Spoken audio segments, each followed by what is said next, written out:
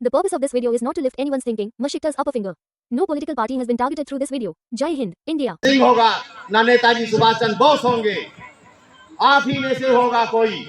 अपने हक की आवाज के लिए आपको भगत सिंह भी बनना पड़ेगा, सुभाष चंद्र बोस भी बनना पड़ेगा, महात्मा गांधी भी बनना पड़ेगा। कोई नहीं आएगा। देश को अगर गुलामी से बचाना है, आने वाली पीढ़ियां ये ना कहें कि हमारे पूर्वजों ने रक्त से रंजित करके 200 वर्ष तक लड़ाई लड़के इस देश को आजादी दिलाई, लेकिन 70 साल भी उस आजादी को संभाल नहीं पाए हमारे पूर्वज, और हजारों वर्ष की गुलामी दे के गए हमको। क्या ये दंश देना चाहते हैं अपने आने वाली पीढ़ियों को? आप लोग बोलिए, डरिए मत। जो कौम डरती है, एक शेर बोल देता हूं मैं, वैसे शेर और नहीं आता मुझको, शेर शायरी। जुल्म कब तक जुल्म करेगा सत्ता के गलियारों से, जर्रा जर्रा गूंज उठेगा इंकलाब के नारों से। इंकलाब इंकलाब जिंदाबाद। जय हिंद, जय जय हिंद, जय हिंद। और आप देखिए, अभी एक कानून पास हुआ है, वंदे मातरम कानून में 2 पैरा आते थे, उसमें एक और कानून पास हुआ है।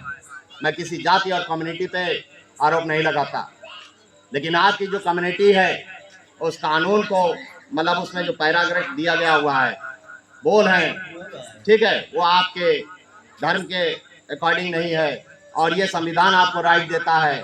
आर्टिकल 32 के अंतर्गत 19 का में कहा गया है, जो भारत के वासी हैं, विभिन्न लोग हैं, जाति हैं, धर्म हैं, संप्रदाय हैं, ठीक है, उनको धार्मिक अधिकार भी दिए गए हैं। जबरदस्ती कोई आपसे कुछ नहीं करा सकता। लेकिन आप देखिए, ये सरकार आई है, जय श्री राम के नाम पर बच्चों की मॉब लिंचिंग हो रही है। क्या गारंटी है कि ये जो कानून पास हुआ है इसके नाम पर हमारे आपके बच्चों के ऊपर अन्याय और अत्याचार नहीं होगा?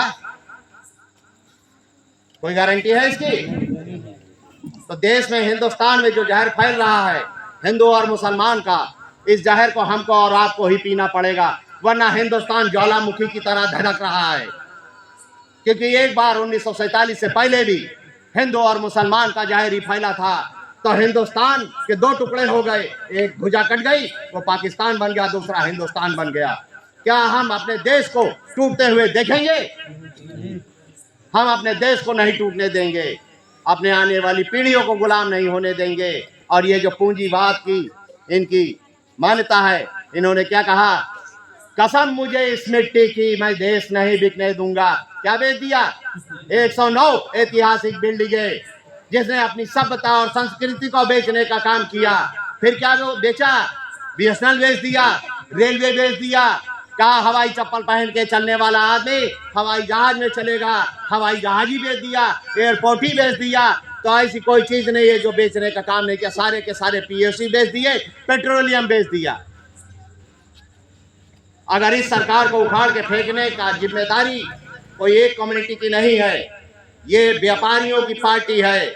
और मैं उन हिंदू भाइयों से भी अनुरोध करूंगा, अभी आपने देखा हमारे आपके बच्चे, चाहे दिल्ली हो चाहे बिहार हो, दिल्ली में सरकार इनकी, बिहार में सरकार इनकी, झारखंड हो और राजस्थान में सरकार इनकी, बच्चों के ऊपर अन्याय अत्याचार हो रहा है, पेपर लीक हो रहे हैं, और जिनको नौकरियां मिली हैं वो नौकरियों का इंतजार कर रहे हैं। ज्वाइनिंग लेटर मिल गया है लेकिन नौकरियां नहीं मिल रही हैं। जब उन्होंने आवाज बुलंद की तो उनको लाठियां मिली, उनको गोलियां मिली, और इनका राष्ट्रीय अध्यक्ष, पूर्व राष्ट्रीय अध्यक्ष जेटली, क्या नाम है उसका, अरुण जेटली, मीडिया के सामने साफ साफ कहता है कि झूठ बोला जा रहा है, बच्चों पे गोलियां नहीं चली। अरे क्या हमारी आंखें अंधी हैं कि हमने गंधारी की तरह पट्टी बांधी? हमने पट्टी नहीं बांधी।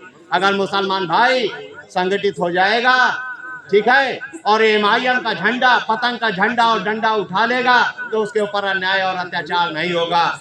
और इस भारतीय जनता पार्टी को 2027 में उखाड़ फेंकने का काम हम और आप करेंगे। बोलिए, करेंगे कि नहीं करेंगे? इसीलिए मैं आपसे अनुरोध करता हूं कि पार्टी की चर्चा कीजिए, अपनी कम्युनिटी को संगठित कीजिए।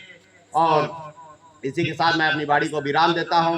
बहुत सारे प्रवक्ता हैं हमारे बीच में, और हमारे बड़े भाई जिला सचिव शरीफ अंसारी जी को मैं अनुरोध करूंगा कि 2 शब्द वो बोलें।